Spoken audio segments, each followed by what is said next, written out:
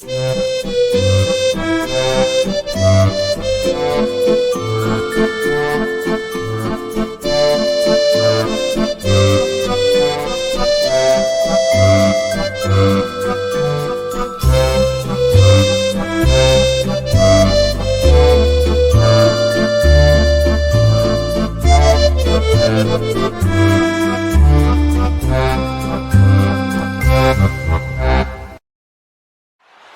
Shiraya, Bergame,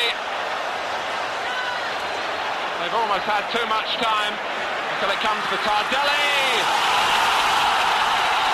And they picked their moment. Marco Tardelli expressing what it's like to score in a World Cup final. Aquí comienza Café Karlovich y como siempre que tenemos esa narración del gol de Tardelli, eso significa que tenemos el gol del Trinche. Bienvenidos a todos a este rincón del fútbol retro, del fútbol nostálgico, del fútbol de ayer, que tanto nos gusta recordar hoy. Y bienvenidos, Marcos Rojo, ¿qué tal? ¿Cómo estás? ¿Qué tal, Tony? Muy bien. Y bueno, como bien hemos dicho, ya retomamos nuestra tercera entrega del gol del Trinche. Recordad, nos estrenamos en aquel capítulo que podemos denominar episodio piloto, con esa volea mágica de Najim. Recordamos en nuestro último gol del Trinche esa galopada bestial de Josh Weah, con esa narración tan épica para una jornada 7 del calcio, seguramente. Y hoy vamos a un escenario, Marcos, bastante más épico que ese último gol que narramos, que fue un auténtico golazo, pero es que lo de hoy promete, hoy trae curvas.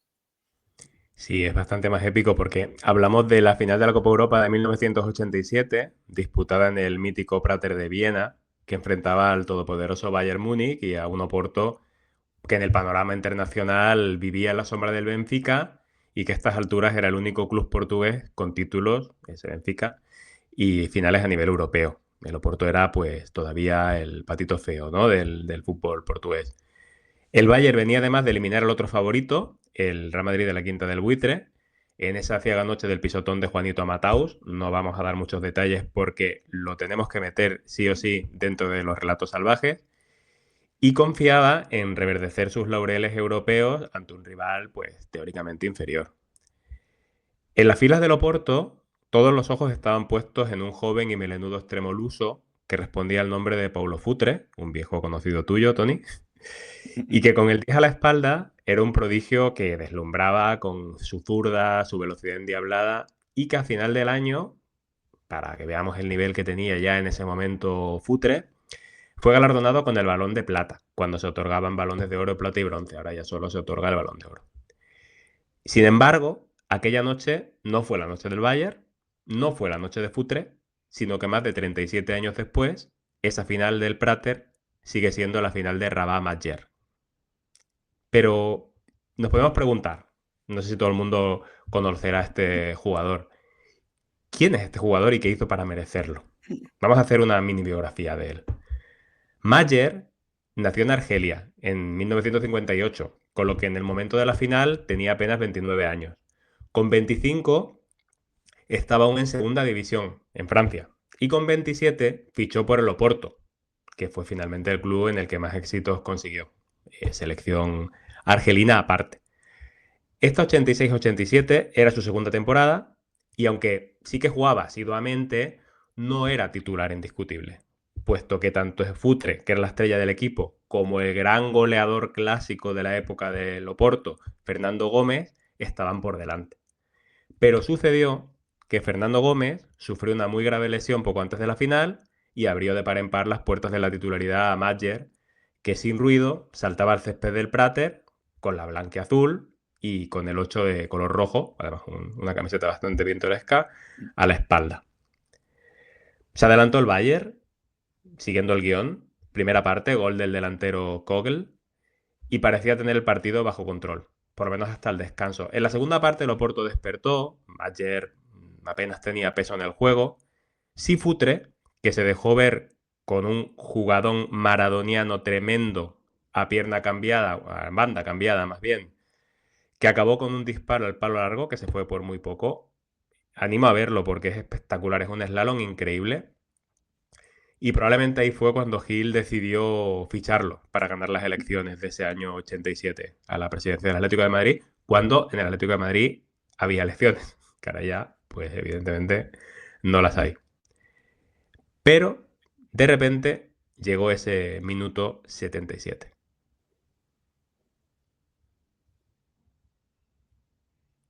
Frasco para Juari, Madger com espaço, vai marcar, golo!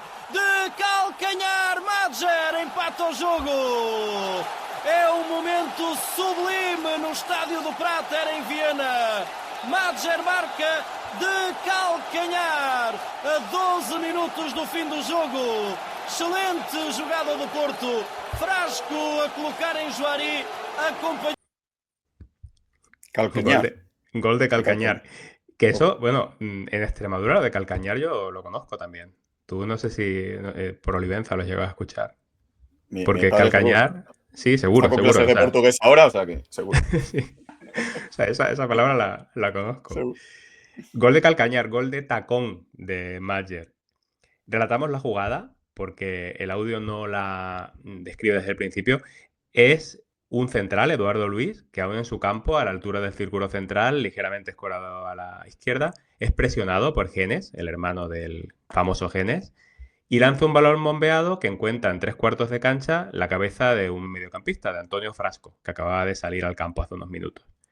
Frasco peina, encuentra en el pico del área pequeña el delantero Juari, brasileño, que había sido otro de los cambios, y que al tener un doble marcaje no tiene otra opción que girarse y devolverla a Frasco de nuevo. Este la recibe solo, muy valiente, avanza, uno de los realmente jugadores claves del gol, encara y la mete al espacio, cayéndose ya.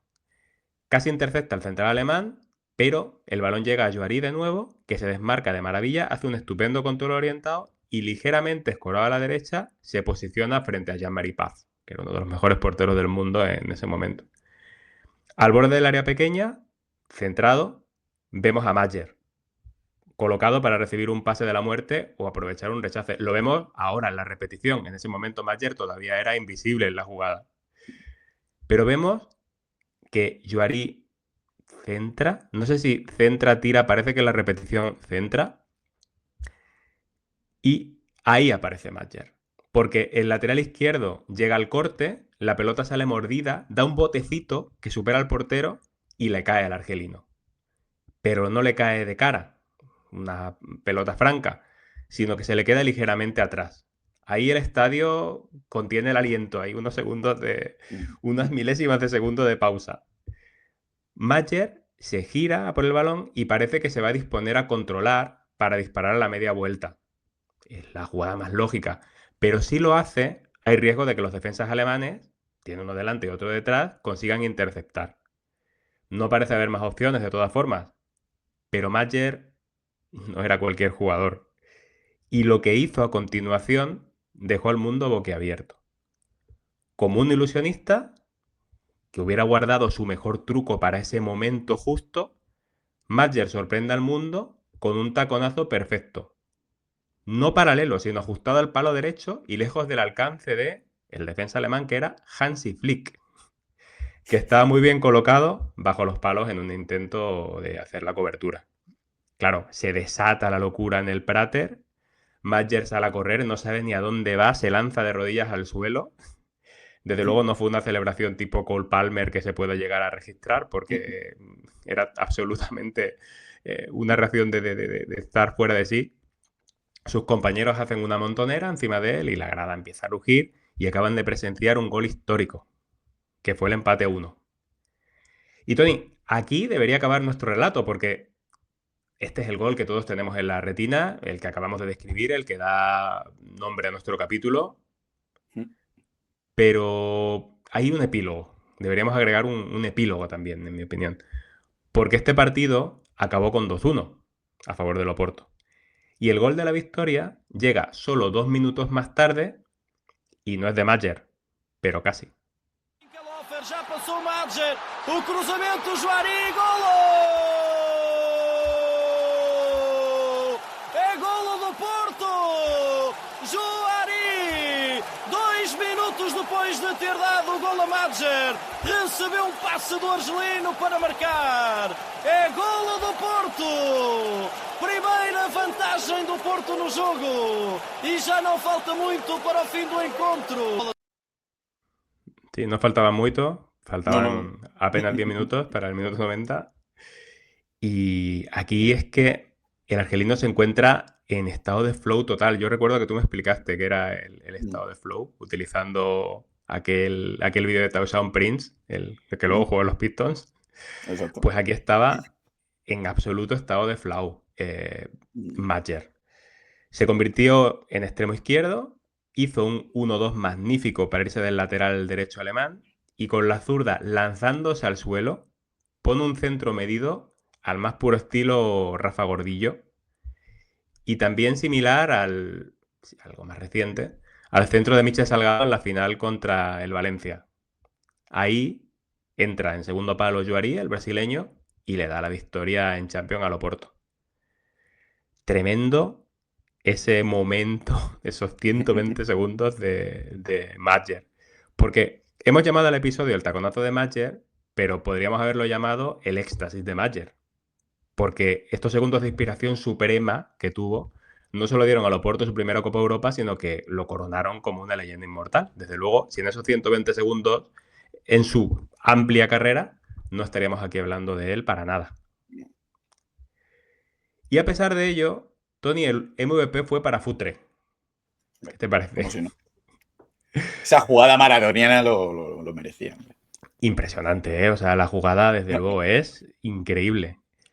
Pero, oye, cuesta entenderlo, porque a pesar de ese jugadón, aquella final es la final de Rafa Madger. Es que participa de una manera fundamental en los dos goles, porque el primero se lo saca de la nada, se saca el truco de la chistera, y el segundo es un jugadón. La verdad que no es como el de Futre, no es tan espectacular, pero es muy complicado hacer esa jugada también. ¿Y qué fue de Madger? Pues tras esta final alargó por algunos meses su gran momento, comenzó la siguiente temporada como un tiro, jugando como titular todavía, tampoco estaba Fernando Gómez, ganó el Balón de Oro africano, claro, y se convirtió en el héroe de la Intercontinental, marcando el gol decisivo en la final contra Peñarol. Estaba absolutamente en la cresta de la ola, pero pasan estas cosas a veces. Entonces, no sabemos por qué, discutió con el presidente del Oporto y tuvo que salir. ¿Y a dónde salió? Pues se fue al Valencia, que acaba de volver a primera. Y llegó como un auténtico ídolo de la afición valencianista. Empezó bien, pero las lesiones le impidieron triunfar. Volvió al Oporto, ya no fue lo mismo, no rindió mal, pero ya no fue lo mismo. Un año en Qatar, adelantado a su tiempo, y ahí se retiró, con 33 años. Eso sí, para el fútbol de clubes, Madger será el de la final de Oporto, pero en el fútbol de selecciones, en el 90 consiguió que Argelia, siendo él el líder del equipo, ganara la Copa de África. Y allí en Argelia es pues, uno de los mejores jugadores de la historia, si no el mejor que ha dado el país. Nunca repitió una gesta similar a esta, Rafa Madger, y siempre será el del taconazo del Prater, porque no solo fue un gol, fue un acto de creatividad pura y además en el mejor de los escenarios, que mejor que una final de una Copa de Europa para dar una lección como esta de genialidad.